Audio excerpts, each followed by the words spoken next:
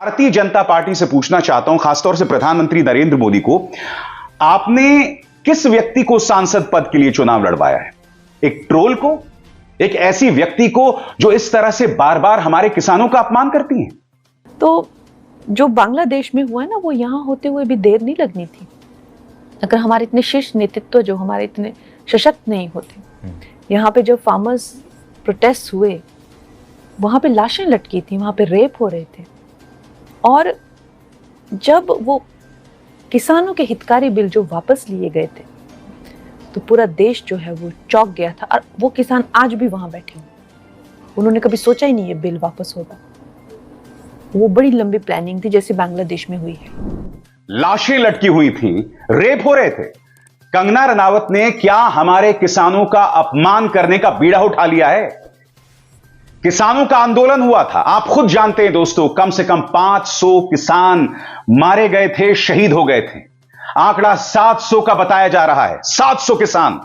मैं नहीं भूला हूं, जब जम्मू कश्मीर के पूर्व राज्यपाल सत्यपाल मलिक प्रधानमंत्री के पास पहुंचे थे, तो बकौल सत्यपाल मलिक प्रधानमंत्री ने पलटकर उनसे कहा था कि ये जो 700 लोग मर गए हैं, मेरी वजह से थोड़ा ना मरे हैं, मेरे लिए थोड़ा ना मरे।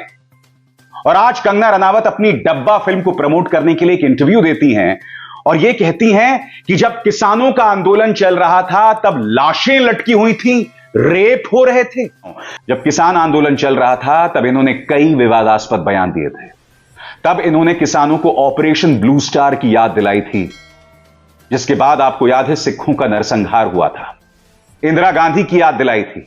उसके बाद मत भूलिए, इन्होंने यह तक कहा था कि प्रधानमंत्री नरेंद्र मोदी को 2002 वाला रौद्र रूप दिखाना चाहिए, जब गुजरात के दंगे हुए थे और हजारों लोग, सैकड़ों लोग उस दंगे में मारे गए थे।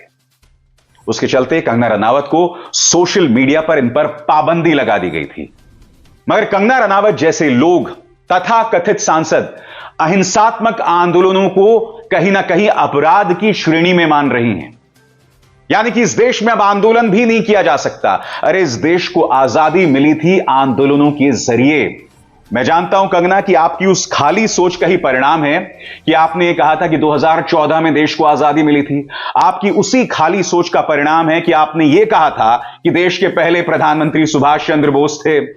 मैं समझ सकता हूं कि आपके अंदर इतना जहर भरा हुआ है कि आप दीपिका पादुकोण की डिप्रेशन का मजाक उड़ा सकते हैं, आप विक्रांत मैसे को कॉकरोच बता सकते हैं, आप हमारे किसानों को बार बार गाली दे सकते हैं, मगर आपको किसी ने लाइसेंस नहीं दिया कि आप इस तरह से झूठ बोलें और बार बार झूठ बोलें।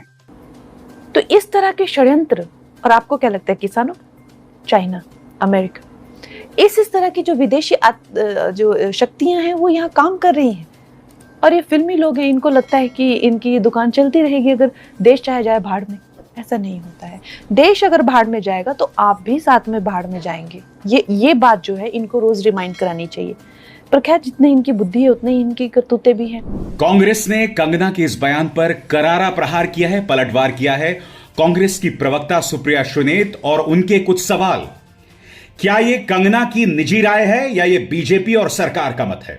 सवाल नंबर 2, क्या बीजेपी और सरकार भी यह मानती है कि अमेरिका और चीन हमारे देश के अंदर अस्थिरता कर रहे हैं?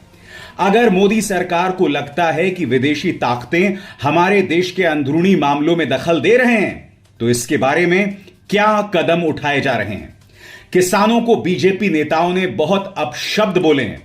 अब उनकी सांसद अन्नदाताओं को हत्यारे और बलात्कारी भी बोल रही हैं। इसका जवाब हम नहीं, बस कुछ दिनों में हरियाणा देगा। लेकिन राष्ट्रीय सुरक्षा पर सवाल खड़े किए गए हैं, तो बीजेपी और सरकार को जवाब तो देने ही पड़ेंगे। और अगर ऐसा नहीं है तो ये सांसद कान पकड़कर माफी मांगे। सब्सक्राइब कीजिए न्यूज रिएक्शन चैनल को और प्रेस कीजिए नोटिफिकेशन बेल को, ताकि आप पास के लेटेस्ट न्यूज अपडेट्स सबसे पहले